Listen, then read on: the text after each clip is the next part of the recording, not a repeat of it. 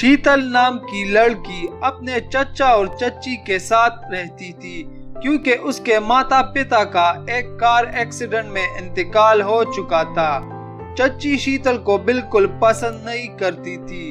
वो पूरा दिन उससे घर का काम करवाती और उसे बिल्कुल नौकरानी बना कर रखती। जबकि शीतल के चचा की बेटी, जिसका नाम जूही था, वो पूरा दिन आईने के सामने बैठी रहती और बनाव सिंगार करती। एक दिन जूही अपने माँ से कहती है कि माँ, मुझे कुछ पैसे चाहिए। पास के गांव में एक मेला लगा है जहां मेकअप का सामान बहुत सस्ते दामों बिकता है। मुझे अपने लिए एक मेकअप किट खरीदना है। तो जूही की माँ कहती है कि तुम्हें जितने पैसे चाहिए मुझसे ले लेना, ताकि तुम अपने लिए अच्छा सा मेकअप किट खरीद सको, जिसे तुम लगा के और भी खूबसूरत लगो। मेरी बेटी बिल्कुल शहजादियों की तरह है। देखना, एक दिन तुम्हारी शादी किसी राजकुमार से होगी। तब उसी दौरान पास में खड़ी शीतल कहती है कि चाची, मुझे भी कुछ पैसे दो, मैंने भी अपने लिए मेकअप किट खरीदना है। तो उसकी चाची कहती है, अरे तुम मेकअप का क्या करोगी? तुम्हारे मनूस चेहरे पर मेकअप अच्छा नहीं लगेगा। कभी खुद को आईने में देखा है? तुम्हारी शक्ल तो बिल्कुल कोयले जैसी है। वैसे भी कोई लड़का तुम्हें बिल्कुल पसंद नहीं करेगा इस काली शक्ल की वजह से। तो शीतल कहती है कि चच्ची, आपका बर्ताव क्यों मेरे साथ इतना बुरा है? मैंने क्या बिगाड़ा है आपका? तो चच्ची कहती है, चुप कर, मुझसे ज्यादा बहस ना कर। तुम्हारे लिए कोई रिश्ता आने वाला नहीं, तू सिर्फ घर के कामों के लिए है। चुपचाप नौकरानी की तरह घर का सारा काम कर, वरना मैं तुम्हें घर से निकाल दूंगी। ये सब बातें सुनकर शीतल मायूस होकर वहाँ से चली जाती है। घर में सिर्फ चचा का बर्ताव शीतल से अच्छा था। चचा अपनी बीवी के बुरे बर्ताव के बारे में सब कुछ जानते थे, मगर वो कुछ नहीं कहते ताकि घर में कोई झगड़ा ना हो। वक्त गुजरता रहा। एक दिन शीतल चच्ची के बुरे रवैये से तंग आकर पास के जंगल में चली गई। वहाँ वो एक पेड़ के नीचे बैठ गई और कहने लगी कि काश मेरे माता पिता जिंदा होते तो आज मेरे नौकरों जैसी हालत ना होती। आप दोनों कहाँ हो? मुझे छोड़ के क्यों चले गए? मैं तंग आ चुकी हूँ, मुझसे और बर्दाश्त नहीं होता। इतने में दो लकड़हारे वहाँ एक बड़े पेड़ को काटने आते हैं। तो शीतल उनके पास चलती है। रुक जाओ, तुम दोनों क्या कर रहे हो? एक हरे भरे पेड़ को काटना अच्छी बात नहीं, ऐसा मत करो, जाओ यहाँ से। तो लकड़हारे कहते हैं, अरे तुम्हारी हिम्मत कैसे हुई हमें रोकने की? हम रोज यहाँ से पेड़ काट कर ले जाते हैं, हट जा हमारे रास्ते से, वरना अच्छा नहीं होगा।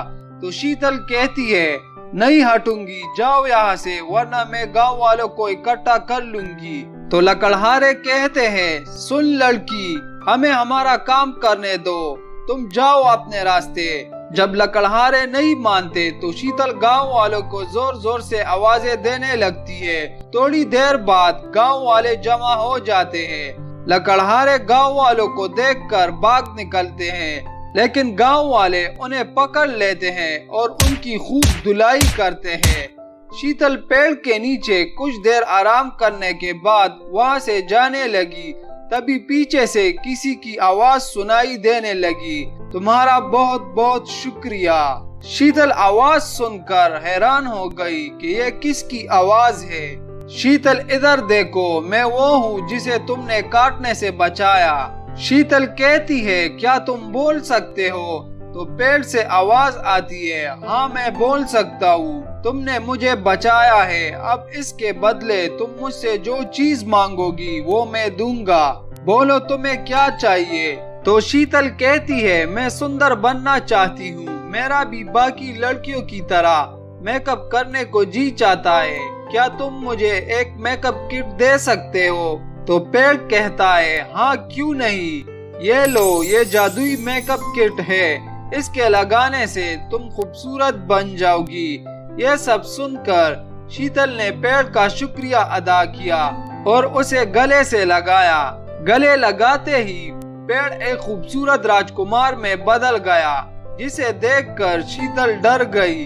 तो राजकुमार कहता है कि शीतल, तुम्हें मुझसे डरने की कोई जरूरत नहीं। मैं पास के राज का राजकुमार हूँ, लेकिन मेरे घमंड की वजह से मुझ पर एक श्राप था, जिसकी वजह से मैं पेड़ बन चुका था। और ये श्राप उस वक्त खत्म हो सकता था जब कोई सुंदर लड़की मुझे गले से लगाए। तुम्हारी वजह से मैं असल रूप में वापस आ गया। तुम मेरे साथ मेरे महल चलो।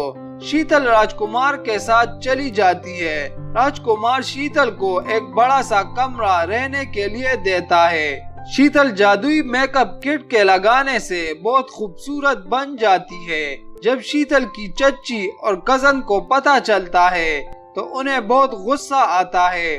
वो शीतल के पीछे महल आती है तो शीतल की चच्ची कहती है, शीतल की बच्ची, मेरे साथ चलो। तुम मेरी इजाजत के बगैर इस महल में कैसे रह रही हो? इस महल में रहने का हक मेरी बेटी का है, तुम जैसी नौकरानी का नहीं। इतने में राजकुमार वहाँ आता है और उन दोनों से मुखातिब होता है कि तुम लालची माँ और बेटी को शीतल की खुशियाँ हजम नहीं हो रही, चली जाओ यहाँ से, वरना मैं सैनिकों से कहकर तुम्हें काल कोठरी में डाल दूंगा। काल कोठरी का सुनकर वो दोनों माँ बेटी डर के मारे वहाँ से भाग जाती है। कुछ दिनों बाद राजकुमार शीतल से शादी करता है और शीतल हंसी खुशी महल में अपने सपनों के राजकुमार के साथ रहने लगती है।